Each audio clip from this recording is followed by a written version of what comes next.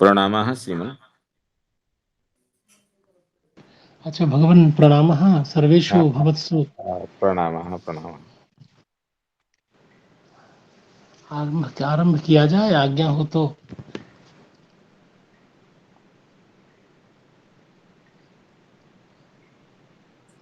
बिल्कुल आरंभ किया जाए, हम प्रतीक्षा में हैं। अच्छा भगवन्।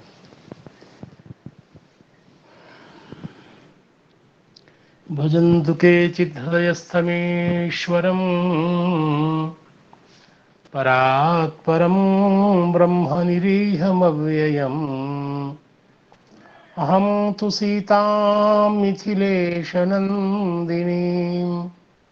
त्वां सापराधा शुभधारवत्सलाम् श्रिया सदैव सेविते भवानी भावभाविते हृदब्जराममन्दिरे यशोभवाब्धिमन्दरे स्वनाथ भक्तिमुत्तमां प्रदाय जानकी स्वयं कदा विधास्यसीह मां कृपाकटाक्षभाजनम् वन्दामहे महेशान् चण्डकोदण्डखण्डनम् जानकी हृदयानन्द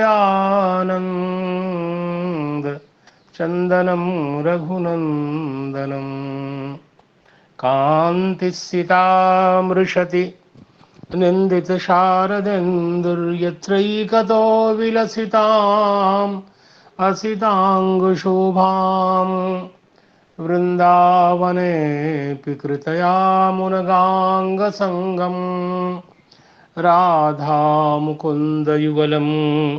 तदहं नमामि माधवं पद्मयोनिं च नारदं वादरायणं शुकं सूतं च गोकर्णं मद्गुरुं च नमाम्यहम् सीतानाथसमारम्भां रामानन्दार्यमध्यमाम् अस्मदाचार्यपर्यन्तां वन्दे गुरुपरम्पराम् वाञ्छाकल्पतरुभ्यश्च कृपासिन्धुभ्य एव च पतितानां पावनेभ्यो वैष्णवेभ्यो नमो नमः।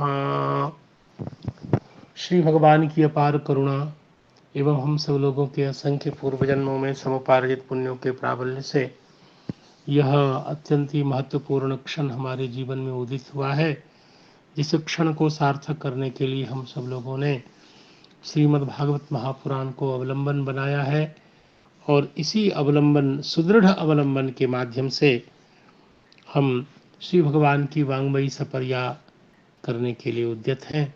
तो आप सब गुरुजन, वैष्णवजन, भक्तजन, कथा रसिक जन सबको प्रणाम करके, अनुज्ञा लेकर के इस मंगलमय श्लोक का उच्चारण करके श्लोकानुरोधेन यथा संभवम हम सेवा के लिए प्रस्तुत हैं।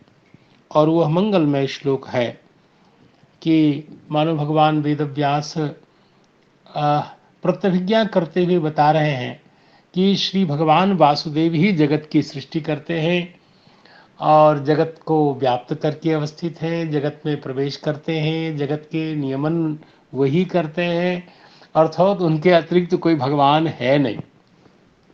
अर्थात ईश्वर पदवाच्य यदि कोई है तो भगवान वासुदेव ही हैं। और इसका सुदृढ़ अभिनिवेश के साथ वो एवकार का प्रयोग करते हुए कहते स एवेदम ससर्जाग्रे भगवान आत्म मायया सदसद रूपया आचासो गुणमय्या गुणो विभु।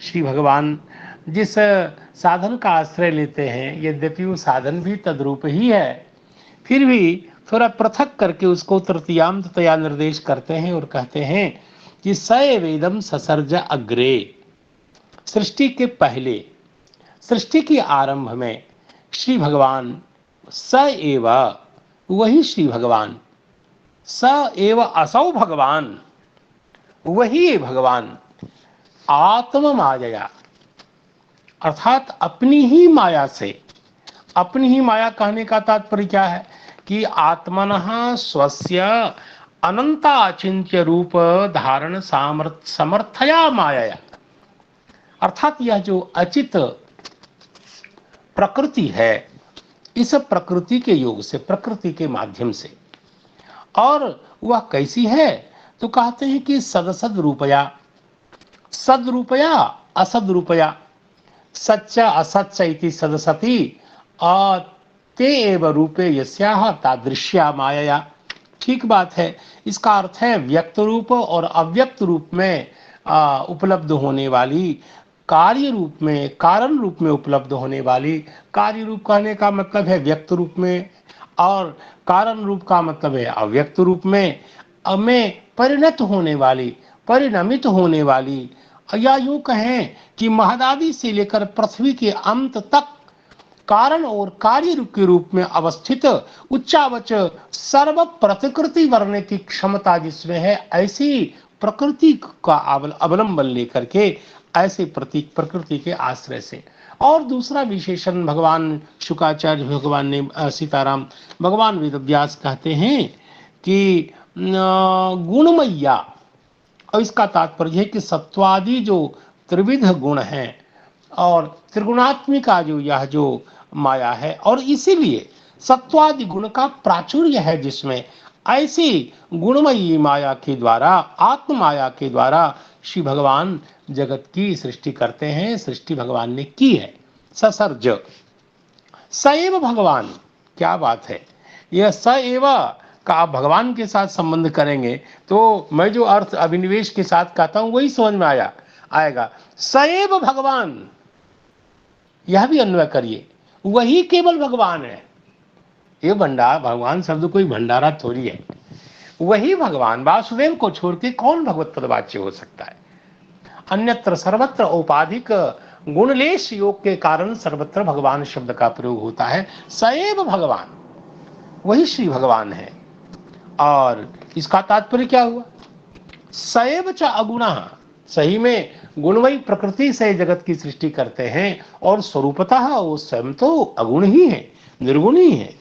अर्थात इस कार्य जात में व्याप्त रह करके भी उनके गुणों में नितांत, गुणों से नितांत असंश्लिष्ट रहने वाले होकर और फिर इस जगत की सृष्टि करते हैं। इदम जगत का क्या तात्पर्य हुआ, इदम, इदम ससर्ज का मतलब क्या हुआ, इदम का मतलब इदमस्तु सन्निकृष्ट है।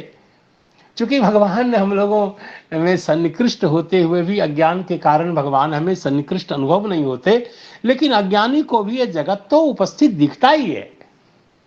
अज्ञानी से अज्ञानी व्यक्ति हो, जगत को तो एकदम सन्निकृष्ट तर देखता है, सन्निकृष्ट देखता है। इदम, इसलिए इदम ससर्ज, अर्थात परिदृश्यमानम नाम रूपात्मकम इदम जगत, पुरोलभ्यमानम इदम नाम रूप विभाग भिन्नम यद जगत तत्ससृजे, तत्ससर्ज, भगवान ने उसकी सृष्टि की है। लेकिन सएव विभूष्य, अर्थात महदादि पृथ्वी के अंतिम तक जितने भी कार्य कारण वर्ग हैं, सब में अपरिणममान जितनी वस्तुएं हैं, सकल वस्तुओं में विभू व्यापक होकर के रहने के बाद भी, इसका क्या तात्पर्य हुआ, सभी कार्य वर्ग में व्यापक रहते हुए भगवान, इसका मतलब है सदरूप असद रूप में सबके अंतर्यामी के रूप में विद्यमान रह करके भी, उसमें अनुपृष्ट प्रविष्ट होकर के भी उससे नितांत विलक्षण है, इसलिए श्री भगवान विभू कहलाते हैं। ऐसे भगवान ही इदम ससर्ज, इस जगत की भगवान ने सृष्टि की, ऐसा हम लोगों ने विचार कर लिया था। फिर भी श्रीधर स्वामी जी महाराज के पाद विन्यास, जो पद धोरणी है, उसको एक बार पढ़ जरूर लें, और वो है ननु।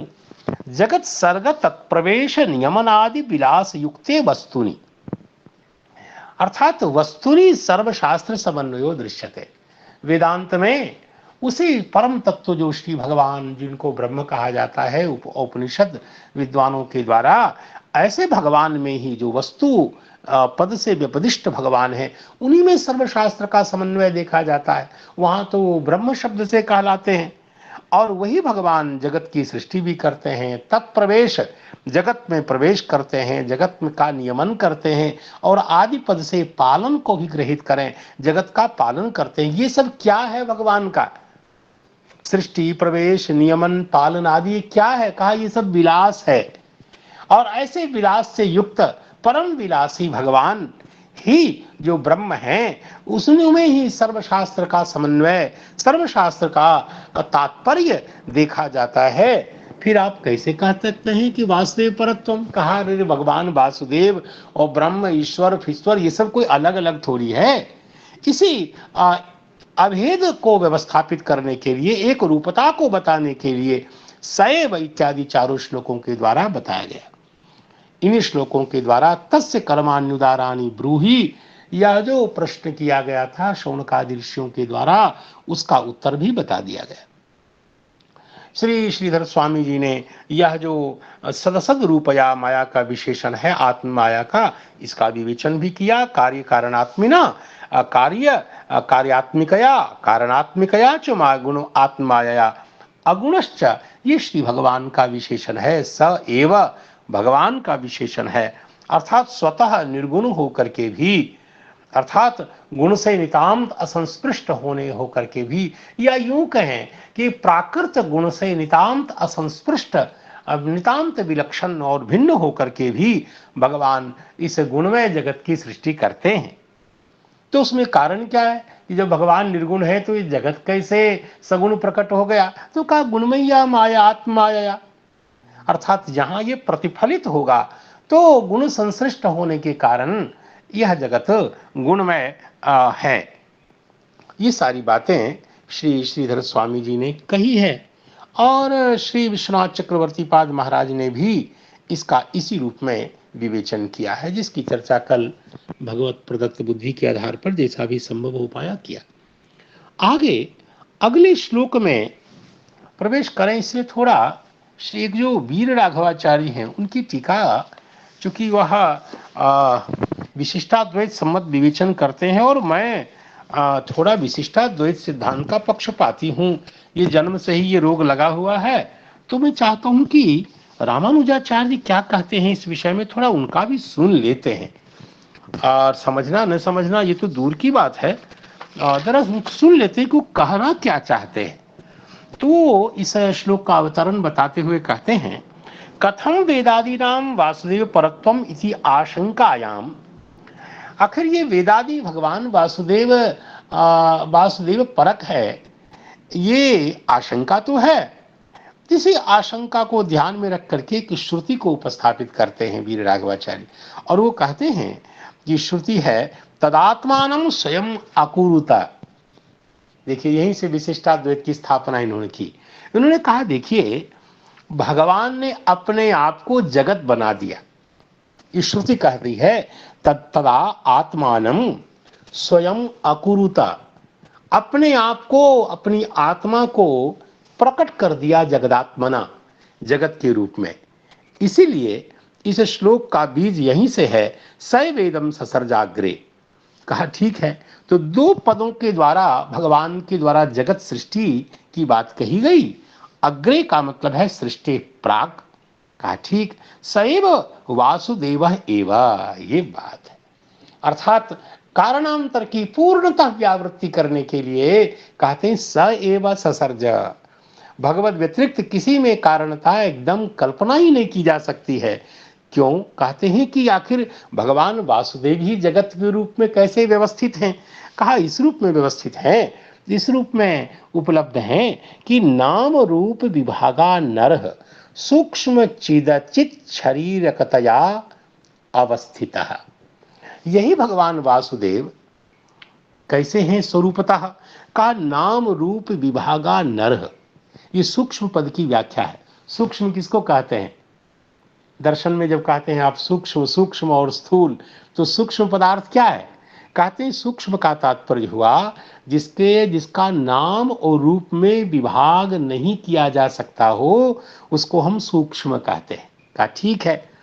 और ऐसे जो सूक्ष्म चित और सूक्ष्म अचित, ध्यान दीजिए, जब प्रलय होता है तो क्या संसार पूर्णतः नष्ट हो जाता है? कहा नहीं। क्या जीवात्मा सब, उस जीवात्मा की सत्ता ही नष्ट हो जाती है? कहा नहीं। ये जगत और यह जीवात्मा सूक्ष्म रूप से भगवान में रहता है।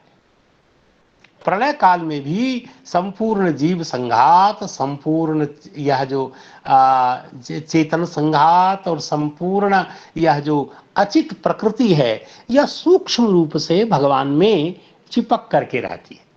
कहा ठीक है। और इसका जड़ चेतन, क्योंकि जब तक जीव को मुक्ति न मिले तब तक वो भगवत धाम में जाकर के भगवत कैंकर्य आदि तो करेगा नहीं, मुक्त तो है नहीं। ऐसी स्थिति में भी आखिर ये जगत का और जीव संघात का आश्रय कौन है? प्रलय काल में भी ये संपूर्ण जीव, संपूर्ण जगत, प्रकृति, ये कहाँ किसके आधार से रहते हैं? तो कहते हैं कि नाम रूप विभागा नरह, उस सूक्ष्म अवस्था में संपूर्ण चित और संपूर्ण अचित जिसका शरीर है। इसका अर्थ है कि प्रलय अवस्था में भी यह भगवान चित अचित दोनों के शरीर होते हैं, और सृष्टि काल में भी यह संपूर्ण भगवान चित और अचित के शरीर होते हैं। इसका अर्थ है कि भगवान सबके शरीरी हैं और चित अचित उनका शरीर है।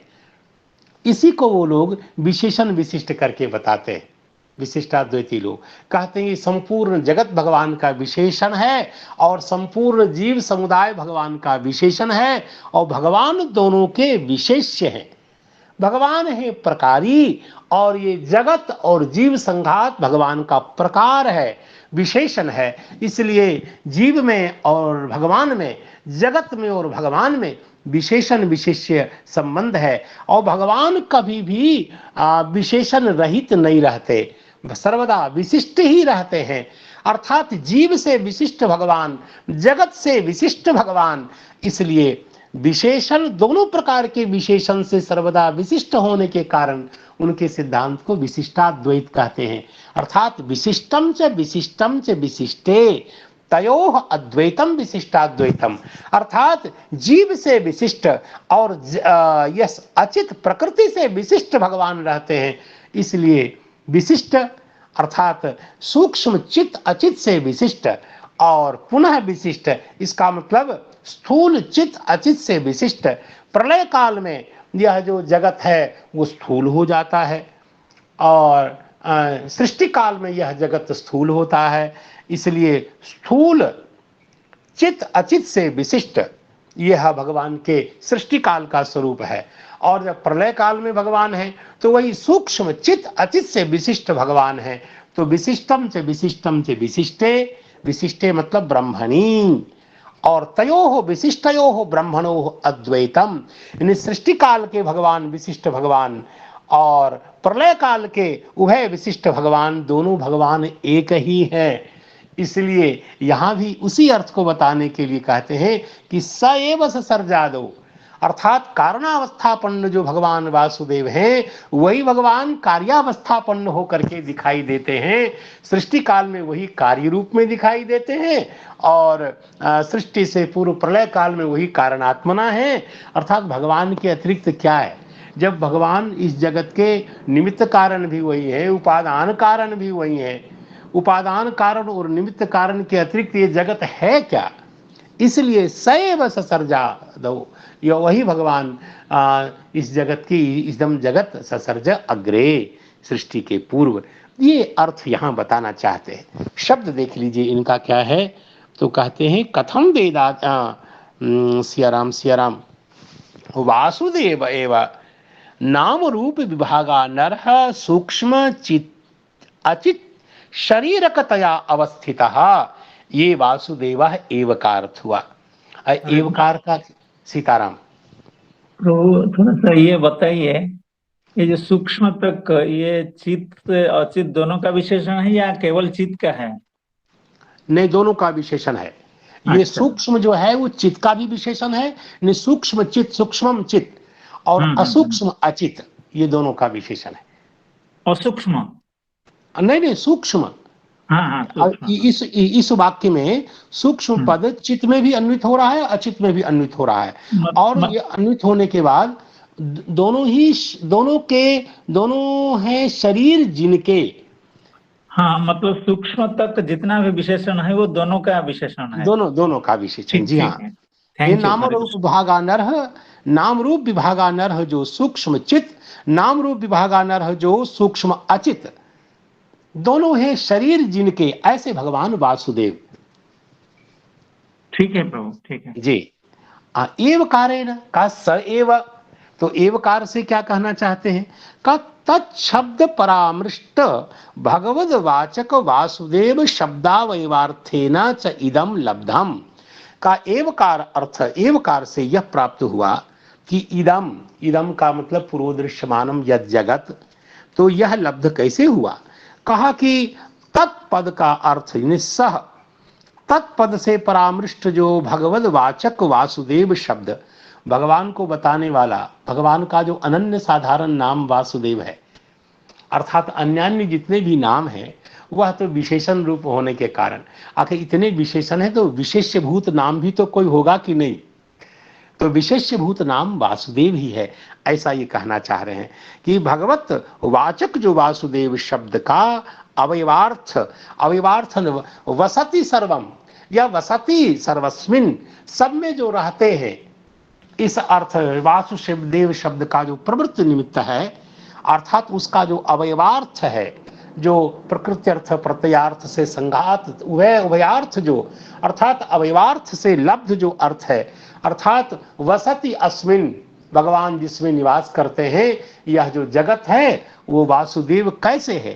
तो ईशावास्यमिदं सर्वम, इस श्रुति के सहकार से इस अर्थ को प्राप्त किया, इसलिए इदम, इदम यद दृश्यमानम जगत, तो वासुदेवात्मकम एव, ये अर्थ बताना चाहते हैं।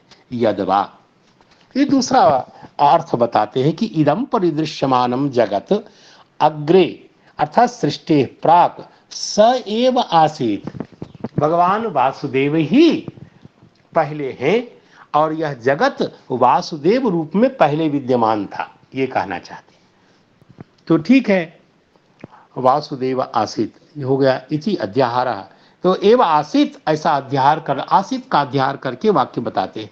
का आसित के अध्याहार में क्या आपका आग्रह है? कहा श्रुति आग्रह है, श्रुति का अर्थ तभी संगत होगा।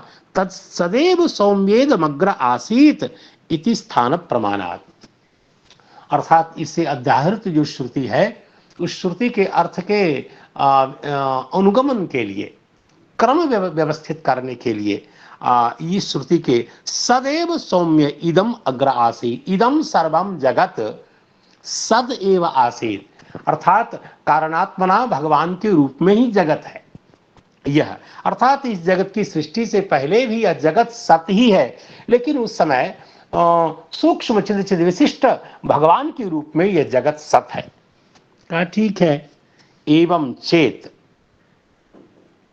एवं च इदम इत्यनेन नाम रूप विभाग भिन्नम जगत निर्दिश्य, इस प्रकार नाम रूप विभाग से भिन्न यह जो जगत है, इदम तया जिनका निर्देश किया गया, तस्य वासुदेव रूपेण अवस्थानोक्त्या, यह जगत भी वासुदेव रूप में है, ऐसा कथन के बाद, ऐसा कथन करने से ये क्या हुआ?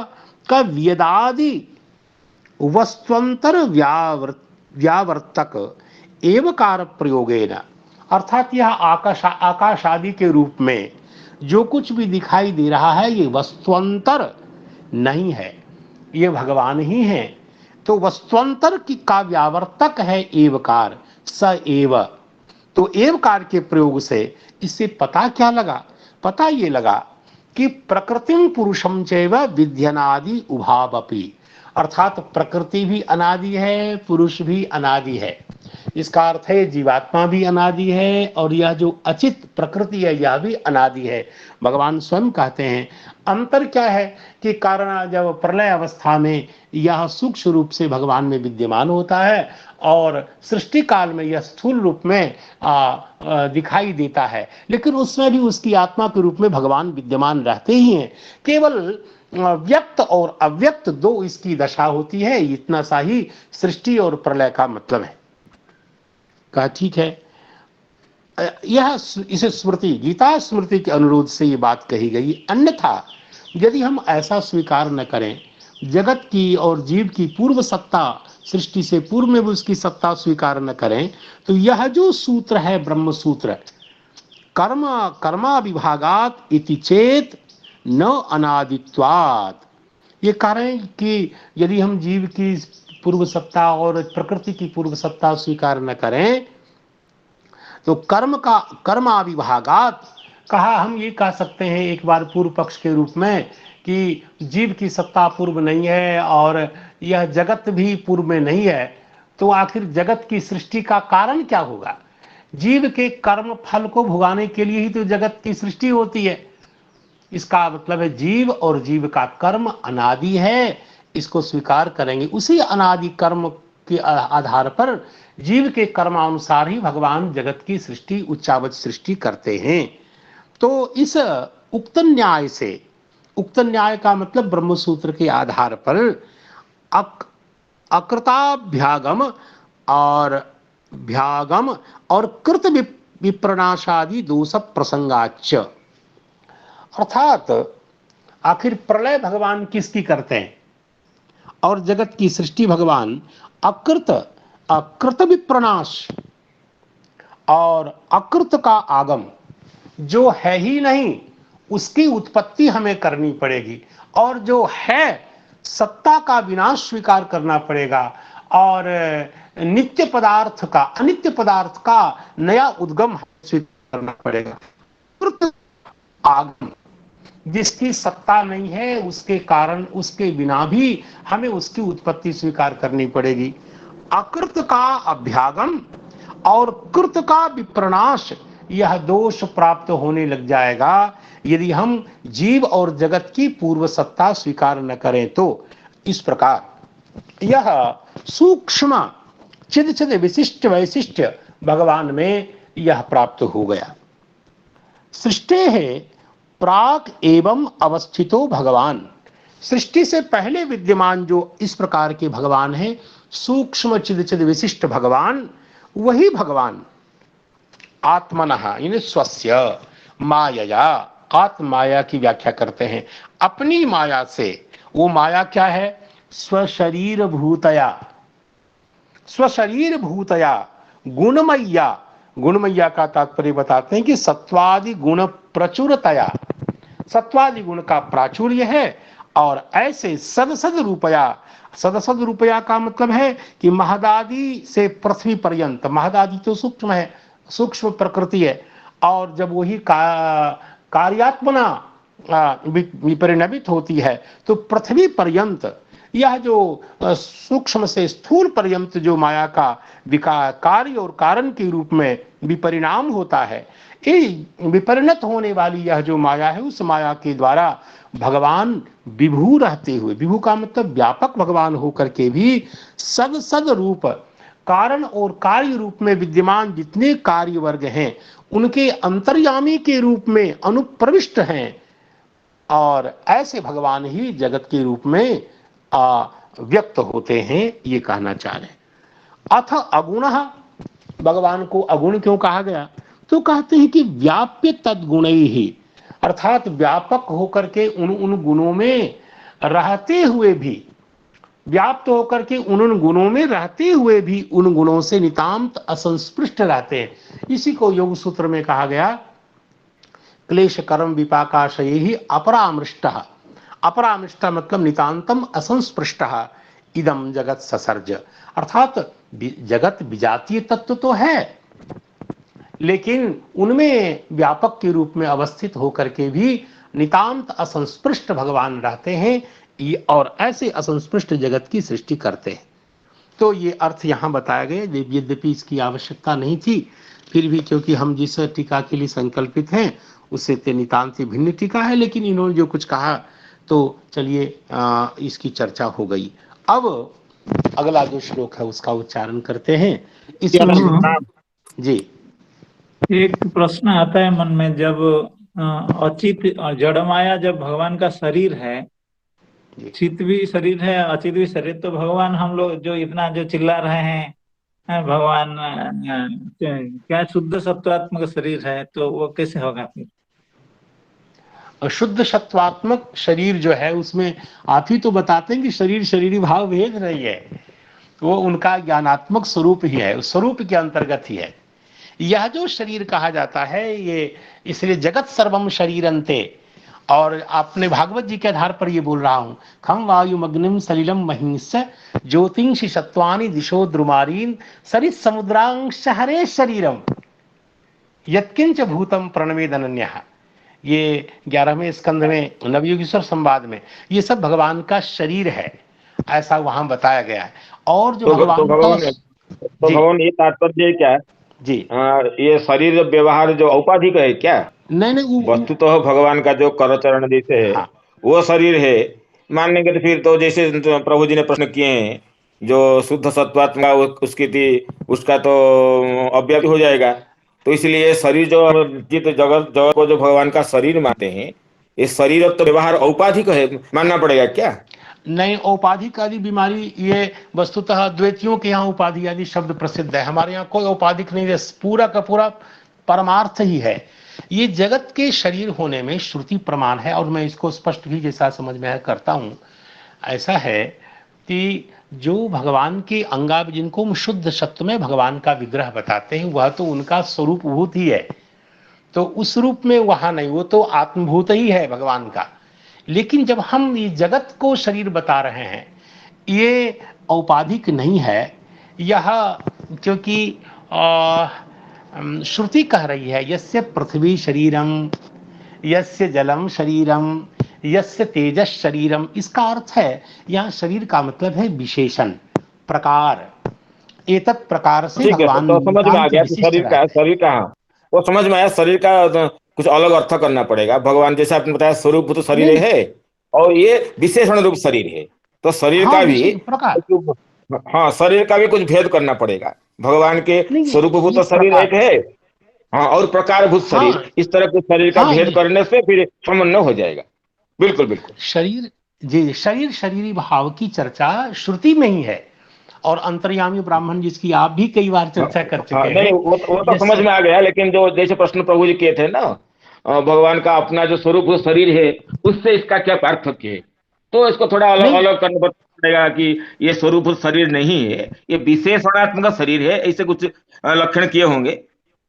निश्चित रूप से शरीर का तात्पर्य, शरीर का लक्षण यही है कि स्वाधीन सत्ताकत्व संबंध से, भगवान की इच्छा से तदधीन सत्ताकत्व संबंध, यही है शरीर का स्वरूप। अर्थात उनके अधीन जैसे शरीर हमारे लिए है और हमारे अधीन है, हम अपनी इच्छा अनुसार इसका विनियोग करते हैं, तो शेष मान लीजिए शरीर का तात्पर्य, अर्थात यथेष्ट विनियोगार्हत्वम शरीरत्वम। तो इसलिए भगवान का जो भगवान का आनंद मात्र करोपाद मुखोदर आदि जो शरीर है उस शरीर से इस शरीर को अलग अलग लक्षण से लक्षित करना पड़ेगा। नहीं, वो तो शरीर नहीं, वो तो आत्मभूत ही है। आप ही तो कहते हैं कि भगवान का वो आनंद मात्र कर जो भगवान के श्री विग्रह में जो कुछ है वह तो उसमें देह देही भाव भेद नहीं मानना चाहिए, वहां तो वो स्वयं भगवान ही है, कृष्ण ही कर नमुख आदि रूप में आनंद ही तो सब कुछ है। और गोस्वामी जी भी कहते हैं कि प्रभु मूर्ति कृपामयी है, सच्चिदानंद में देह तुम्हारी, तो वो शरीर और ये जगदादि शरीर में तो नितांत भेद है। हाँ, तो वही प्रश्न था। हाँ। जी, भगवान का जो शरीर है वो तो जीवात्मा भी शरीर है।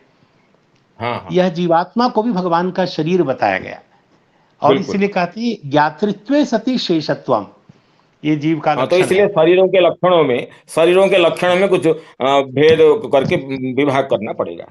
हाँ, आप विशेषण मान लीजिए, बहुत सुविधा रहेगी। अर्थात जो जो जगत है वह भी भगवान का विशेषण है, यह जो चित संघात जीव समुदाय है वह भी भगवान का विशेषण है। भगवान उभय विशेषण से विशिष्ट हैं, ये ऐसा कुछ है। तो बिल्कुल बिल्कुल, अब बहुत सुंदर। हाँ, मूल जय रूप सिया में राम, चलते प्रणाम। हैं।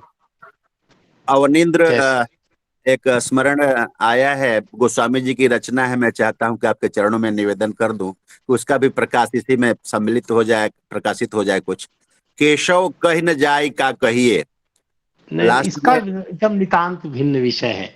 अच्छा, यह तो ये जगत के विषय में वो पूरा का पूरा अद्वैत से प्रभावित पंक्ति है। ये जगत को मिथ्या बताना और अंधकार में भ्रमात्मक बताना, इंद्रजाल बताना, ये हमारे यहाँ सिद्धांत में स्वीकार्य नहीं है। वहाँ अद्वैत मत की के अनुसार वो वाक्य है। ये ठीक जगत ठीक। को भ्रम रूप बताना, अंधकार रूप बताना, ये सब अद्वैतियों का है। हमारे यहाँ वो सिद्धांत नहीं है।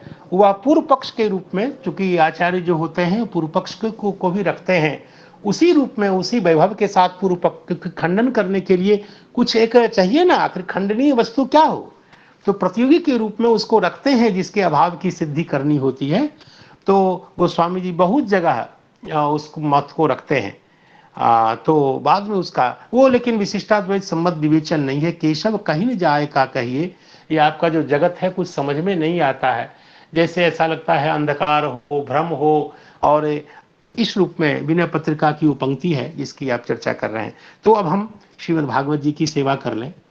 तया विलसितेष्वेषु गुणेषु गुणवानिव अंत प्रविष्ट आभाति विज्ञानेन विजृंभितः। श्री भगवान बादरायण कहते हैं कि तया, और तया विलसितेषु, रचितेषु, स्फूर्तेषु, प्रकटेषु, या कुछ भी, जातेषु, जो चाहे, तया विलसितेषु एषु गुणेषु।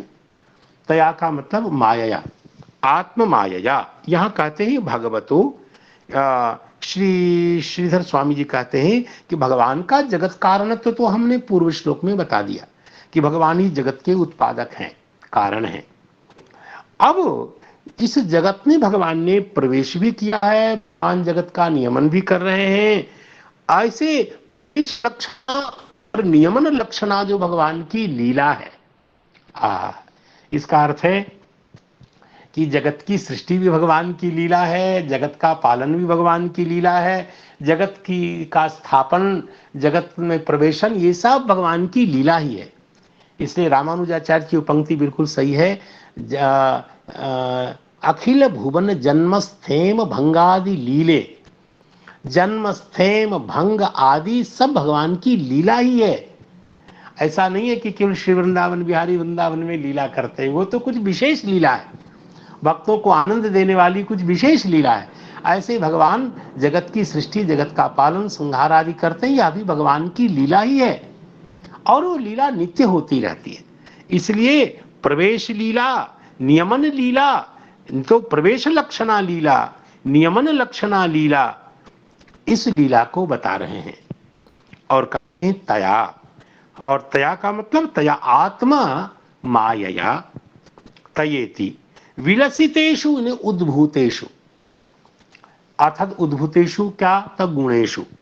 कैसे गुणों में, कहा विलसित, अर्थात उस माया से विलसित उद्भूत जो ये गुण हैं, उन गुणों में।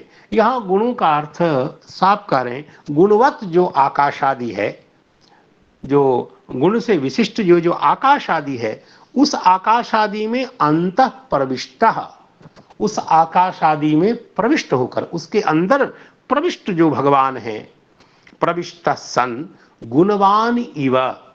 यद्यपि भगवान गुण से प्रभावित नहीं होते हैं, भगवान में ये प्राकृतिक गुण बिल्कुल नहीं होता, लेकिन प्रतीत ऐसा होता है कि मानो भगवान गुण से विशिष्ट है।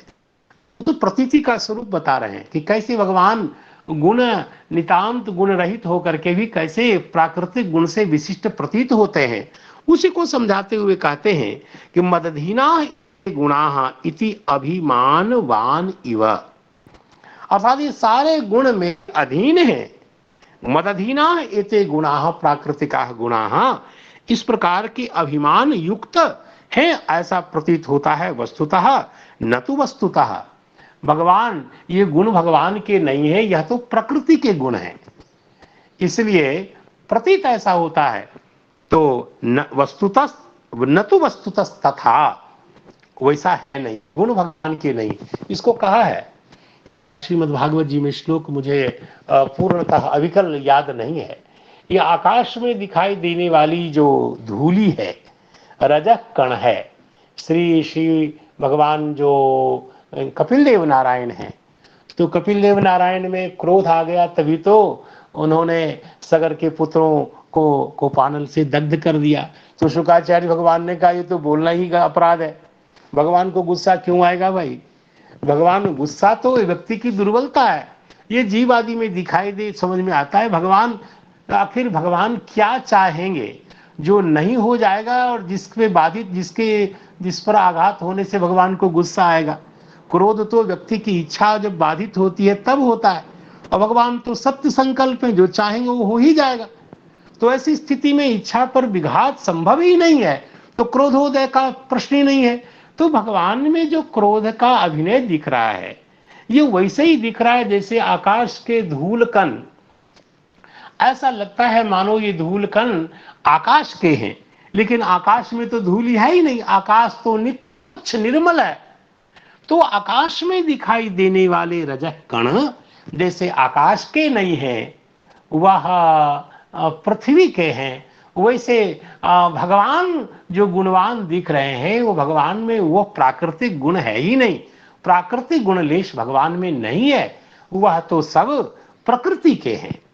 ऐसा ही कुछ यहाँ तो मदधीना एते गुणाः इति अभिमानवान इव न तो वस्तुतस्तथा। आगे कहते हैं अंत प्रविष्ट आभाति विज्ञानेन विजृंभितः। तो भगवान गुणवान इव आभाति, और अंत प्रविष्ट विज्ञान विजृंभितः आभाति।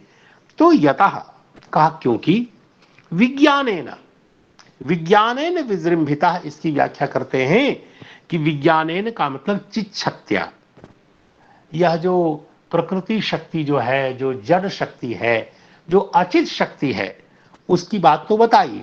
अब जो भगवान कहते हैं कि शुक्राचार्य भगवान सियाराम भगवान बादरायण कह रहे हैं कि विज्ञानेन मतलब चित्त शक्ति से, विजृंभितः अति ऊर्जितः, भगवान स्फूर्त दिखाई देते हैं, ज्ञान शक्ति से अत्यंत ऊर्जित दिखाई देते हैं। ऐसा कुछ श्रीधर स्वामी जी महाराज कहते हैं। अर्थात आभाति का सर्वत्र अन्वय हो रहा है कि विज्ञान विजृंभितः अंतः प्रविष्टः आभाति अगुणेषु गुणवान इव, अर्थात तया विलसितेषु एषु गुणेषु गुणवान इव आभाति। ऐसा कुछ अन्वय भेद है। तो आचार्य चरणों से निवेदन है कि वो यदि कुछ अर्थ वस्तु विशेष को प्रकाशित करना चाहेंगे जो मेरे द्वारा व्यक्त नहीं हो पाया, तो वो अवश्य कर सकते हैं। बहुत सुंदर भगवान, बहुत सुंदर हुआ, बहुत आनंद मिला। तो जो श्री वंशीधराचार्य इन पंक्तियों को लक्षित करके कुछ कहते हैं, उसको भी देख लेते हैं। और वो है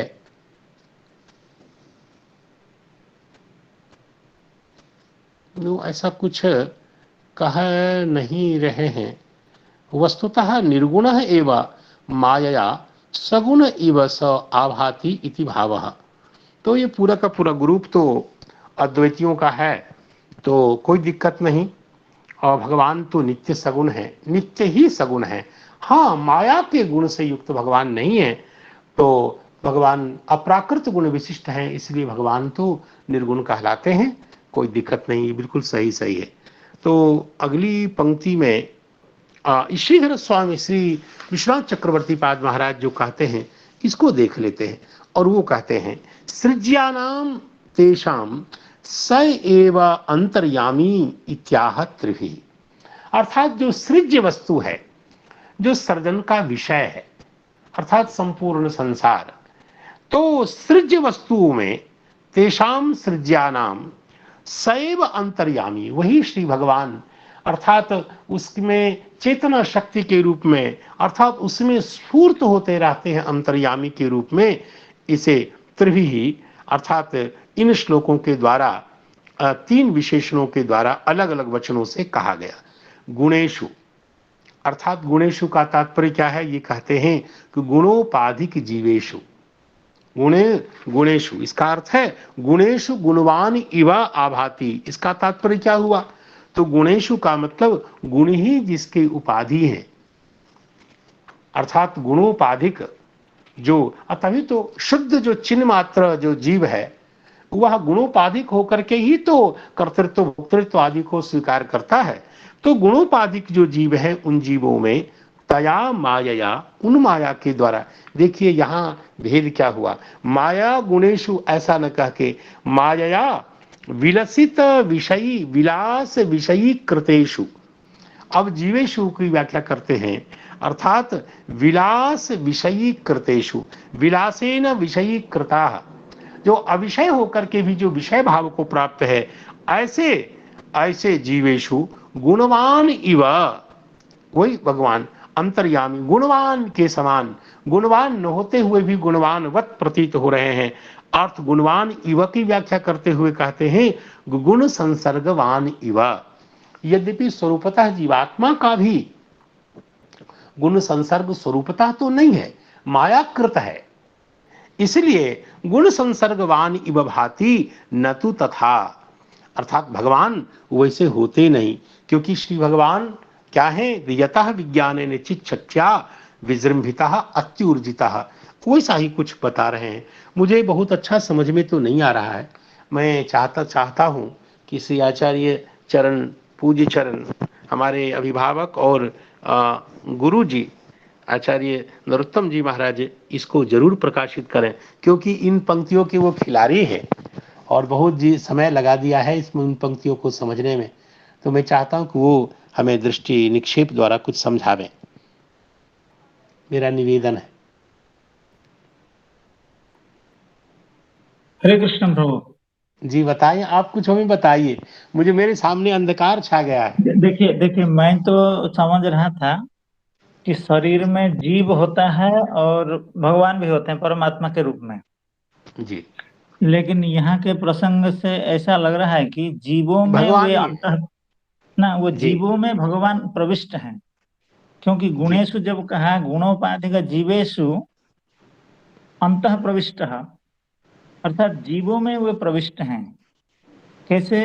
अपनी माया से, और विलास विषयीकृत हैं जीव, जी तो इसका मतलब हुआ जीवों में भगवान प्रविष्ट हो गए हैं और जीव गुण संसर्गवान है। और क्योंकि भगवान उसमें प्रविष्ट हैं तो लगता है कि भगवान भी गुण संसर्गवान हैं, लेकिन ऐसा नहीं है, क्योंकि वे अत्युर्जित है, चित शक्त्या विजृंभित हैं, इसलिए वो गुण संसर्गवान नहीं है। यद्यपि जीवात्मा में प्रविष्ट हैं और जीवात्मा का जो भोग है उसको भी भोग कर रहे हैं, तो फिर भी वो उससे गुण संसर्गवान नहीं होते। मुझे ऐसा ही लग रहा है और कुछ ज्यादा तो नहीं आ रहा है समझ में। नहीं, ये प्रभु कुछ कहें। बिल्कुल बिल्कुल सही सही कह रहे हैं।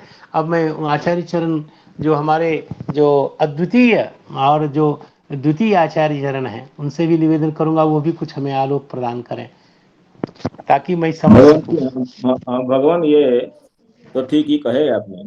तो मैं समझता हूँ जो सुपर्णा बेतो सदृशो सखायो, इसमें अगर परमात्मा को लेंगे तो गुणोपाधि को जीवों में तया माया विलास विषय कृतेषु गुणवान इव गुण संसर्गवान इव भाति। तो परमात्मा भी गुण संसर्गवान है ये प्रतीत हो रहा है, लेकिन ये अभोक्ता है, क्योंकि विज्ञान चित्शक्त्या विजृंभित। तो जीवात्मा तो भोग करता है, लेकिन परमात्मा तो अपनी जिस शक्ति से केवल साक्षी रहते हैं। ये शरीर वृक्ष के जो फल सुख दुख है उसको भोग नहीं करते हैं। अनशनन अन्य अन्य अभिचाकशीति जो वचन है, मैं समझता हूँ कि परमात्मा के लिए होने से ये अपनी जिस शक्ति से विजृंभित अत्युर्जित है, इसलिए ये संसार के शरीर के सुख दुखादि फलों से अभोक्ता है। लगता है कि परमात्मा भी उसको भोग करते हैं, लेकिन ये विज्ञान से शक्ति से विचलित होने से, अत्यंत ऊर्जित होने से परमात्मा उस फल को स्वीकार नहीं करते हैं। शरीर दुख में रहने पर भी दोनों रहते हैं, लेकिन परमात्मा तो इसको जिस शब्द से विजृंभित है, यही समझ रहा हूँ। आप आगे बताइए क्या इसको स्पष्ट करें। सही तो है, बहुत अच्छा। तो अब तो जो मैं बिल्कुल नहीं समझ पा रहा था, अंधकार था, आप दोनों ने दृष्टिपात किया, बिल्कुल सही है।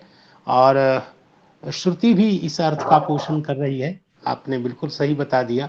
द्वासुपर्णा सौजा सखाया समानम वृक्षम परिशस्व जाते तयोरन्यः पिप्पलम स्वादु अत्ति अनशनन अन्यः अभिचाकशीति। ठीक है, अभिचाकशीति की ही व्याख्या है यह। यतो विज्ञानेन चिच्छक्त्या विजृंभितः अत्युर्जितः। ठीक है। और श्रुति भी कह रही है यह आत्मनि तिष्ठन आत्मनं तरोवा, जो आत्मा में रहते हुए आत्मा में नहीं है। बहुत सुंदर, बहुत इसका अर्थ है जीवात्मा में रहते हुए भी जो जीवात्मा से विलक्षण है, जो जीवात्मा का नियमन करता है, और जीवात्मा स अंतर्यामी अमृतः आत्मा, यह जो श्री विश्वनाथ चक्रवर्ती पाद की व्याख्या है, बस उसी अंतर्यामी ब्राह्मण के अनुगुण व्याख्या है कि भगवान इस शुद्ध जीवात्मा में भी नियामक के रूप में रहते हैं, और लोगों को भगवान ही सब बद्धवत प्रतीत होते हैं। जीवात्मा को तत्त भोग आदि की शक्ति तो प्रदान करते हैं, और जीवात्मा तो गुण धर्म से लिप्त होता है, लेकिन भगवान वहां भी जीवात्मा में प्रविष्ट होकर के भी नितांत असंस्पृष्ट रहते हैं। आपने बिल्कुल सही बता दिया, गुण संसर्गवान इव भाति न तो गुण संसृष्टा भवति इत्यर्थ। तो बिल्कुल ठीक ठीक हो गया। और अब इससे आगे बढ़ा जाए, एक श्लोक को आगे बढ़ाया जाए। बिल्कुल बढ़िया, बहुत है अभी सब। आगे अगले श्लोक में प्रवेश करें। हाँ, इसको देखिए, यहाँ इन्होंने बहुत अच्छा लिखा है, जो विशिष्टाद्वैती वाले ने भी। अंतः प्रविष्टः जीव द्वारा जीवादि शरीरेषु अनुप्रविष्टः गुणवान इव साक्षात देवादि शरीर तत्शरीरक जीवगत धर्मवान इव आभाति। यही बात जो आप बता रहे हैं वही बता रहे हैं। इव शब्दस्य अयम अभिप्रायः काठिन्यवान यो विभर्ति नृसिंह रूपी भगवांश्चेतः काठिन्यम च इत्यादिवत जीवभूत शरीरभूत जीवे हेय संबंधः न तो शरीरनी वासुदेवे। तो शरीरभूत जीव में तो हे का संबंध बताया, लेकिन जो शरीरी आत्मा भगवान वासुदेव है उनमें नहीं है। तो यहाँ भी इसी आशय को बता रहे हैं कि विज्ञानेन मतलब जीवेन विज्ञानम यज्ञम वितनुते यह आत्मनि तिष्ठन यह विज्ञाने तिष्ठन इत्यादि श्रुति प्रयोगात यस्य विज्ञानम शरीरम यस्य आत्मा शरीरम इत्यादि श्रुति के आलोक में इन्होंने व्याख्या की। तो अगले श्लोक का हम दर्शन करते हैं, और वो श्लोक हमारा है यथा ह्यवहितो वह्निः दारुष्वेकः स्वयोनिषु नानेव भाति विश्वात्मा भूतेषु च तथा पुमान्। यथा ह्यवहितो वह्निः दारुष्वेकः स्वयोनिषु नानेव भाति विश्वात्मा भूतेषु च तथा पुमान्। और इसका लगता है यथा, यथा अर्थात जैसे, अवहितः, अवहितः का अर्थ इन्होंने किया निहितः। श्री श्रीधर स्वामी जी ने कहा कि बहु लीला रूपत्वम आह, भगवान की अनेक लीला रूपता का वर्णन करते हैं। बहु लीला रूपत्वम भगवान का बताते हैं कि जैसे, दृष्टांत मुखेन बताते हैं कि जैसे स्वयोनिषु, स्वयोनिषु स्वाभिव्यंजकेषु, जैसे वह्नि दारुओं में अलग अलग लकड़ियों में एक ही वह्नि रहती है, तो दारुषु का विशेषण दिया है स्वयोनिषु। स्वयोनिषु का मतलब स्व अभिव्यंजकेषु, वह्नि के अभिव्यंजक हैं ये लकड़ियां। लकड़ियां आग को प्रकाशित करने वाली हैं, तो अलग अलग दारुओं में अलग अलग काष्ठों में एक ही वह्नि रहती है, निहित रहती है। अवहित का अर्थ हुआ निहिता। तो अलग अलग अपने रूप को अभिव्यक्त करने वाली विविध लकड़ियों में रहने वाला जो अग्नि है वह एक ही है, लेकिन नानेव भांति अलग अलग रूप से प्रकाशित होती है, इसलिए अलग अलग। ठीक वैसे विश्वात्मा भगवान भूतेषु नानेव भांति, अलग अलग रूपों में भूतेषु च तथा पुमान, परम पुरुष भगवान विश्वात्मा नानेव भांति, जैसे अलग अलग लकड़ियों में रहने वाली आग एक है, वैसे अलग अलग शरीरों में रहने वाली आत्मा एक है, ऐसा कुछ ये कहना चाह रहे हैं। तो वे कह रहे हैं कि विश्वात्मा पुमान, विश्वात्मा पुमान ये परमेश्वर जो भगवान है, भूतेषु ने अलग अलग प्राणियों में, जीवात्मा में, अंतर्यामिनः प्रतियोगी नानात्वेन नानात्वम इव उच्यते, अर्थात अंतर्यामी का नानात्व जैसा लगता है, जो अंतर्यामी है भगवान वह एक ही है, लेकिन प्रतियोगी के नानात्व के कारण, जैसे एक ही अग्नि, स्मशान की अग्नि, हवन वाली अग्नि और महानस की अग्नि, अर्थात प्रतियोगी भेद से कहाँ की आग है, इस प्रतियोगी के भेद के कारण, प्रतियोगी के नानात्व के कारण उनमें नानात्व की प्रतीति जैसी होती है। यह वहां की अग्नि, ये वहां की अग्नि, ये वहां की अग्नि, अग्नि के अग्नित्व सामान्य, अग्नित्व के एक होने के कारण, अग्नि के एक होने के कारण भी प्रतियोगी के नाना के कारण अग्नि में नानात्व की प्रतीति होती है। ठीक वैसे अंतर्यामी तो एक ही है, लेकिन विविध प्राणियों में उज्जृंभित होने के कारण, इसलिए कहते हैं क्षेत्रज्ञ रूपेण वा, इन जीवात्मा रूप में वह एक ही है। अंतर्यामी, अंतर्यामिनः नानात्वम इव न तु नानात्वम, नानात्व के समान प्रतीत होता है, ऐसा कुछ लग रहा है।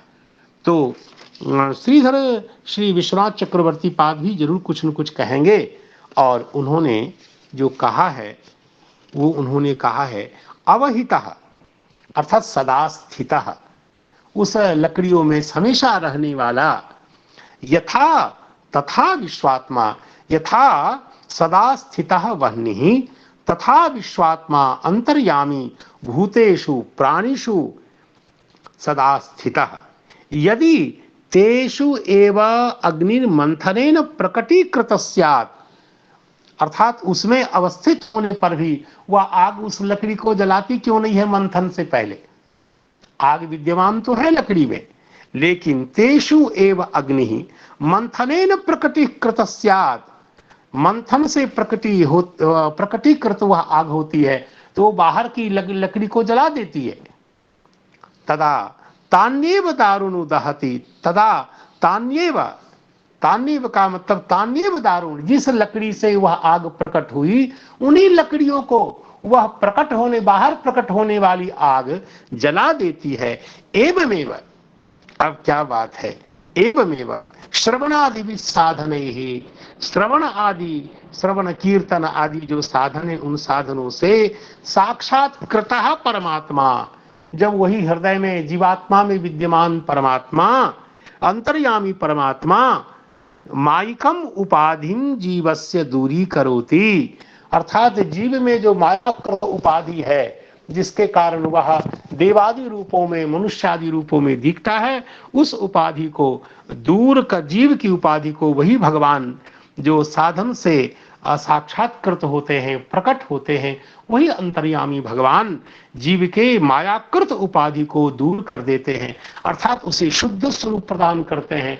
अर्थात नित्य कैंकर्य जो जीव का स्वरूप है, वह जीव का स्वरूप प्रकट हो जाता है और वो भगवान, साक्षात्कृत भगवान उस पर अनुग्रह करते हैं।